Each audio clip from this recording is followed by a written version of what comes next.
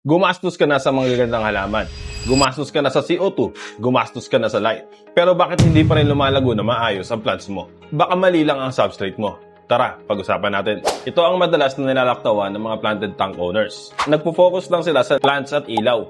Nakakalimutan nila ang substrate. Para sa kanila, kahit anong substrate o gravel, pwede na.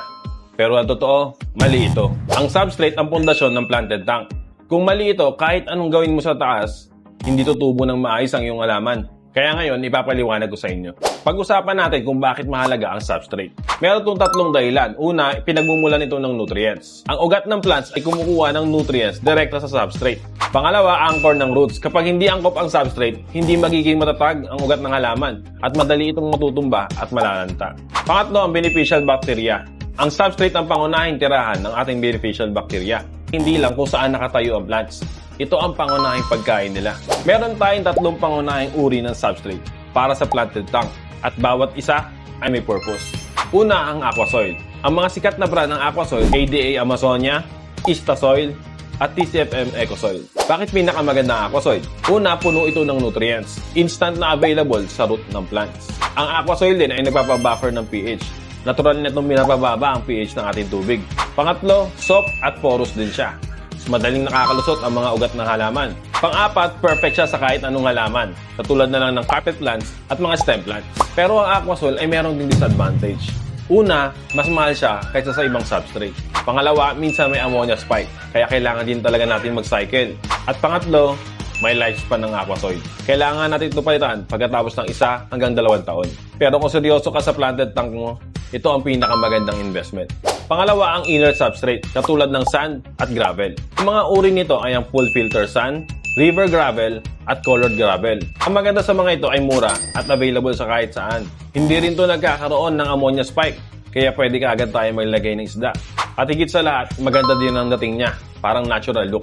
Pero syempre, meron din itong disadvantage. Una, wala itong nutrients na kailangan ng ating mga halaman. Kailangan natin gumamit dito ng fertilizer at mga root tubs. Pangalawa, hindi nagbabuffer ang pH. At pangatlo, hindi siya ideal sa mga high-demanding plants, katulad na lang ng HC Cuba at ng iba pang carpet plants. Para sa low-tech at easy care plants, pwede na ang inert substrate. Pero kung seryoso ka sa aquascape, hindi ito sapat. Pangatlo, ang Waldstad method substrate. Ito ay binubuo ng organic potting soil sa ilalim at sand o gravel cup naman sa ibabaw. Ang nakaganda dito, ito ang pinakamura na nutrient-rich na substrate. Natural din ito na ecosystem, kaya self-sustaining ito. Perfecto para sa mga low-tech planted tank. Siyempre, meron din itong disadvantage. Una, malabo ang tubig sa simula habang nagsisettle ang soil. Pangalawa, mahirap siyang i-aquascape. Hindi precise ang layout. At pangatlo, hindi ito para sa CO2 injected tank. Mas angkop to sa mga low-tech setup. Para sa mga gusto mag-planted tank na mura, ito ang pinaka-accessible na paraan. At ito pa ang isa sa pinaka-importanteng bagay, ang depth o kapal ng substrate. Hindi sapat ang manipis na substrate para sa planted tank. Kapag gagamit ka ng carpet plants, dapat meron tayong kapal na 5 to 7 cm. Kapag mid-ground plants, 6 to 8 cm dapat ang kapal. At kapag background plants naman, 7 to 10 cm naman dapat ang kapal. Mas malalim ang substrate, mas malaya ang roots na lumago, at magiging mas malusog ang iyong plants. At para sa magandang aquascape, gumawa tayo ng slope. Mataas sa likod at mababa naman sa harap. Dito, magkakaroon ng depth at dimension ang tank mo. Simple lang ang pagpili. Kung gusto mo ng seryosong aquascape at magsi-CO2 ka, mag-aquasoil ka. Kung low-tech lang ang balak mo at easy plants lang, pwede ka na mag-inert substrate. At kung gusto mo naman makatipid pero may nutrients pa rin, Waldstad method ang gamitin mo. Ang pinaka-common na pagkakamali ay ang paggamit ng inert substrate sa mga high-tech aquatic planted tank. Madalas gumagastos sa CO2, gumagastos sa halaman, gumagastos sa ilaw, pero nakakalimutan ng substrate.